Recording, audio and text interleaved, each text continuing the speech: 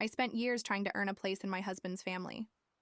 No matter how polite, giving, or quiet I was always the problem. So I gave them exactly what they wanted: distance. When I first met his family, I thought they were warm, loud, overwhelming, yes, but warm.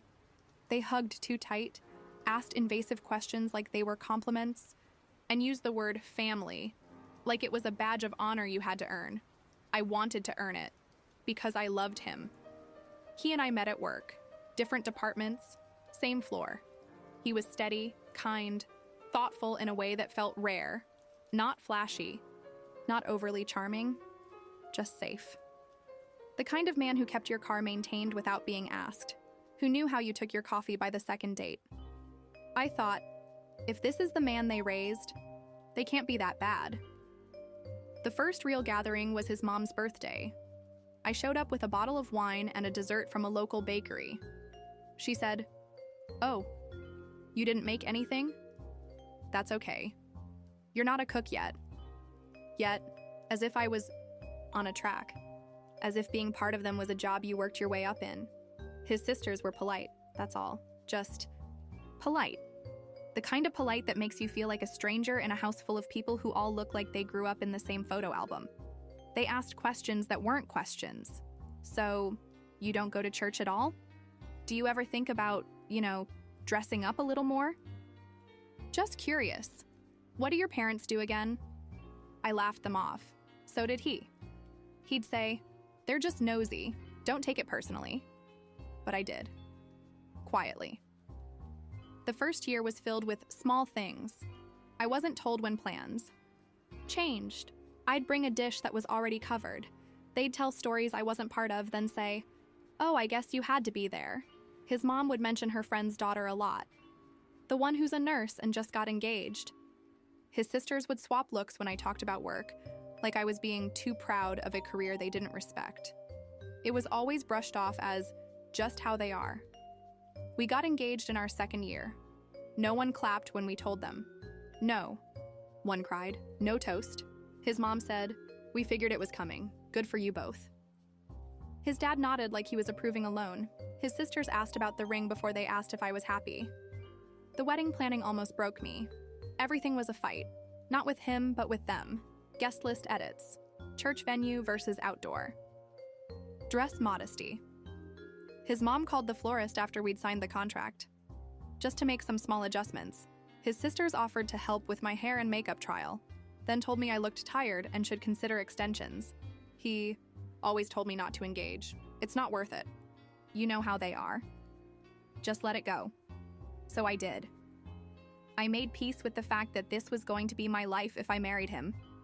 I would always be the one folding myself in. After the wedding, things got worse. Just more hidden. They'd post group pictures from brunches I was never invited to. They'd ask him for help moving furniture, organizing events, babysitting, but never asked if I wanted to come. When I showed up, I felt like an intruder in my own marriage. One Thanksgiving, I brought a sweet potato casserole, my mom's recipe. I heard his sister in the kitchen afterward. She always tries so hard, doesn't she? That night in the car, I asked him if he heard her. He said, "I'm sure she didn't mean it like that." And that's when I realized he'd rather keep the peace than protect me. His mom called me by his ex's name at Christmas. Not loudly, not with malice, just casually while handing me a plate. "Here you go, Rachel." "Oh, sorry, Then laughed and said she always mixed people up. He said nothing.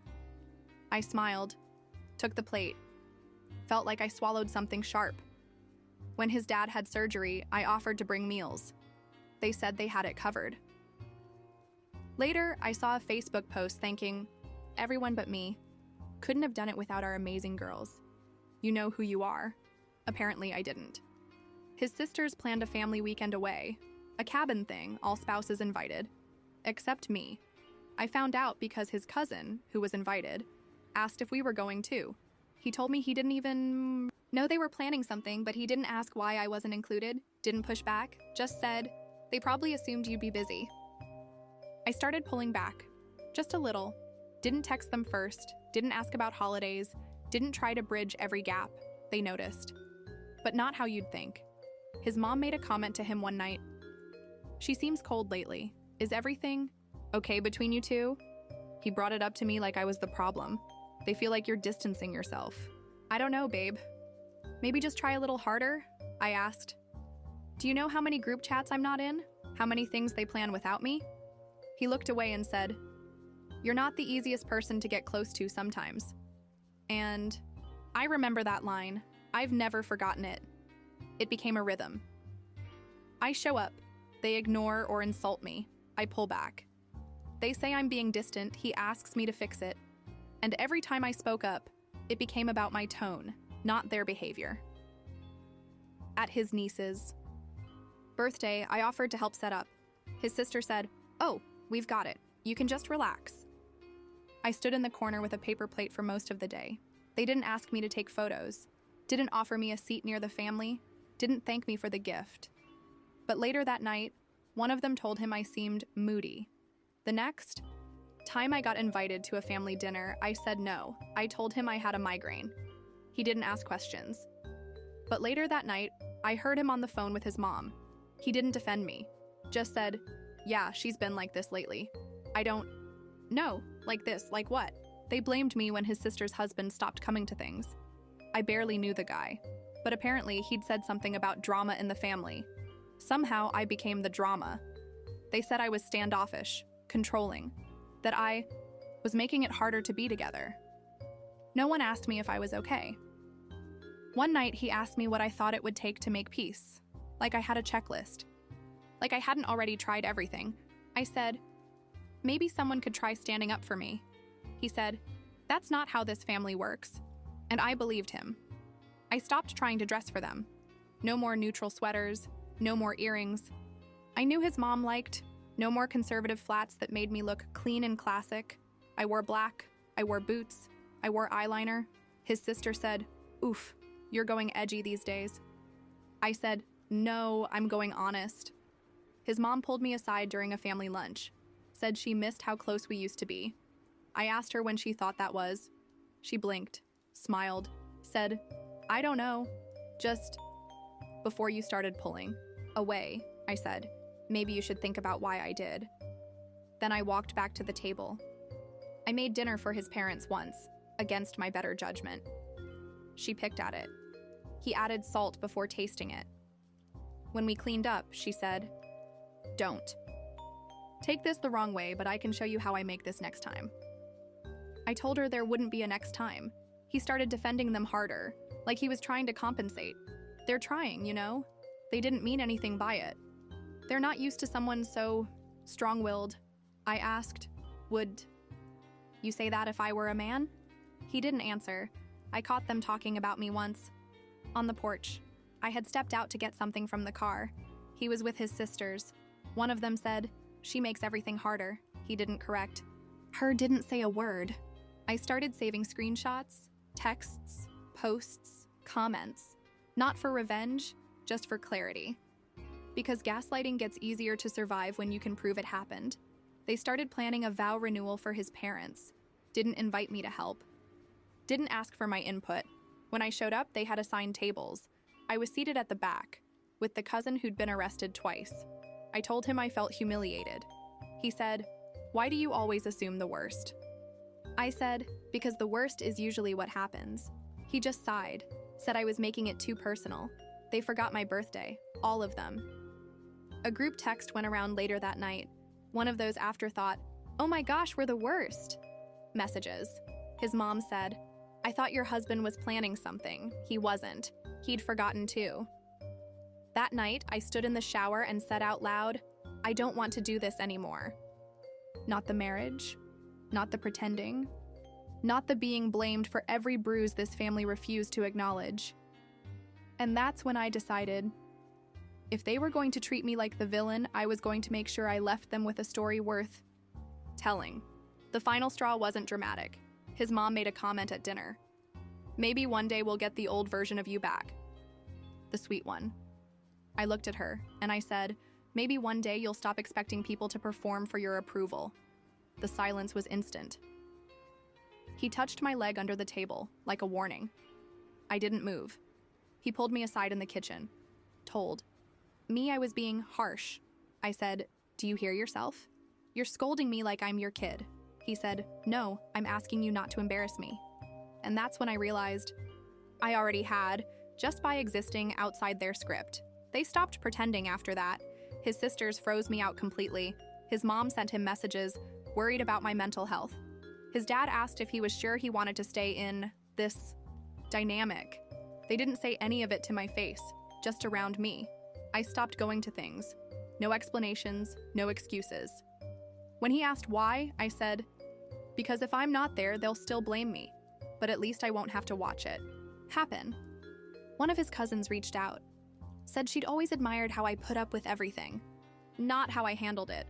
Not how I stayed kind, how I put up with it. I didn't respond. I deleted the family group chat. Left without saying anything. Later, his sister screenshot it and sent it to him. "She's really doing the most now." He showed me like he expected me to care. I said, "I warned you. At Easter, I told him I wasn't going." He said, "So that's it? You're not even going to try anymore?" I said, "I tried for 5 years. All they had to do was stop making me the villain." They started telling people I was going through something, that I was depressed, unwell, controlling. And for the first time, I didn't fight it. I let them talk, let them build their narrative, because what they couldn't handle wasn't my silence. It was that I stopped asking to be understood. He said he felt caught in the middle. I told him that wasn't true. You chose not to pick a side for years. That's not being neutral. That's being comfortable. He asked me what I wanted. I said, "I want to be done apologizing for being myself. I want you to stop acting like peace means I have to bleed quietly." And I meant it. I missed 3 family events in a row. No apologies, no explanations. The 4th time, I didn't even get an invite. His mom posted a photo of the whole family at brunch. He was there. I wasn't mentioned, but she captioned it, "So lucky to have such a supportive circle." Supportive. They called me cold, but none of them noticed how much quieter things were without someone to dissect.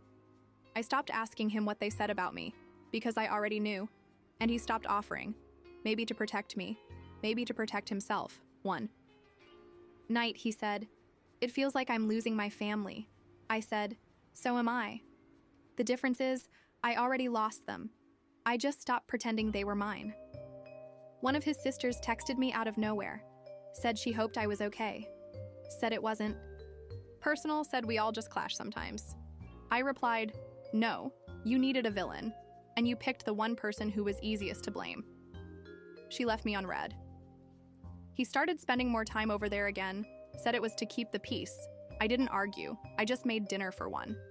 They invited him to a siblings-only weekend trip. He went.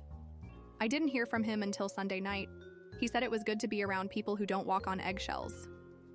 I didn't even flinch, because if he thought I was the tension, he hadn't been listening.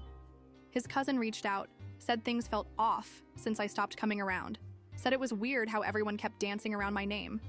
I told her, "That's what happens when a family builds its dynamic on blame. When the scapegoat leaves, the room goes quiet." He tried to plan a dinner to reconnect everyone. I asked, "Who's it for? Them? Or your guilt?" He didn't answer. Didn't need to. That night, I told him I was done, not leaving the marriage yet, but done pretending we could all get along if I just bent the right way. I said, "They can love you. That's fine, but they don't get access to me anymore. Not through holidays, not through him, not at all." I stopped sending gifts. No more cards, no more thinking of you texts, no more flowers for birthdays or baby showers. I didn't say why, I just didn't. They noticed. His mom sent him a message. "Is everything okay with her?" He showed me. I said, "Tell her I'm fine, and I'm no longer accepting fake apologies or folded invitations." I blocked them all on social media. Quietly. No. Announcement. No message. The only thing more satisfying than saying, "You don't get to see me anymore," was not saying it out loud, just doing it. He started realizing I meant it. Didn't ask about their holidays, didn't remind him to call, didn't decorate for the gatherings I knew I wouldn't be invited to. I told him, I'm not angry. I'm just done trying to matter to people who only see me as a problem to manage. They sent a group text for his mom's birthday dinner. He asked if I wanted to go. I said, you can go. I'm not stopping you. But if you want to keep pretending I'm welcome there, do it alone. He went, and he came back quiet.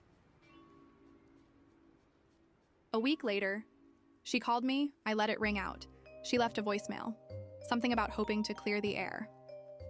I listened to it once, then deleted it, because it wasn't an apology, it was a bid for access. He asked what would make it better. I said, them owning what they did, you acknowledging you let it happen, and everyone accepting I don't owe them. Forgiveness just because they finally noticed I was missing. He said, you're asking a lot. I said, for once. They sent a card that Christmas, no handwriting, just signatures, no message, just warm wishes. I tore it in half and threw it out, not out of anger, just because it didn't belong in my home. He stopped bringing them up as much. I think he knew that I wasn't just setting a boundary, I was enforcing it. And if he kept testing it, I wouldn't bend. I'd break away. I don't hate them. I hate what I became trying to belong to them. And now that I've left that version of me behind, don't plan on sending a forwarding address. The next holiday passed with no contact, no invitation, no apology, no crisis, just silence. The kind that echoes. I heard through someone else that his mom cried when I didn't show up. Not because she missed me, because people asked where I was. She didn't have an answer that made her look good. His sister got into an argument with his cousin. Apparently things got heated. Later he told me, they said you used to be the drama. I said, I used to be the shield. His dad reached out through email. Short, formal, a paragraph that didn't say anything, just wanted to check in. Hope you're well. I archived it. There was no question in that message, just an attempt to reopen the door without earning it. I started sleeping better, eating better, laughing more. My therapist said, sometimes you don't know how tense your body is until the threat is gone. I didn't even realize I'd been surviving in someone else's war zone. They started telling people I'd pulled away, that I was going through a phase, that I'd always been a little difficult, a little sensitive. I didn't correct the story because I didn't need them to tell the truth. I just needed them to stop using mine. He apologized one night. Really? Apologized. Not just for the dinners, the comments, the missed birthdays, but for standing by while I was slowly erased. He asked if I thought things could ever go back to normal. I said, no, but they can get better, without them. We stopped attending family functions altogether. No fight, no announcement, just a quiet exit, one they didn't even get to witness. I saw them once, at a store. His sister looked at me like she'd seen a ghost. I smiled, walked past her, didn't stop. And in that moment, I didn't feel angry. I felt free. Sometimes I still think about all the times I stayed quiet to keep the peace, the way I'd shrink myself to make room for their comfort. I'm not proud of that, but I'm proud of this. I stopped explaining myself to people who were never listening, and I left before they could finish the sentence they thought I owed them.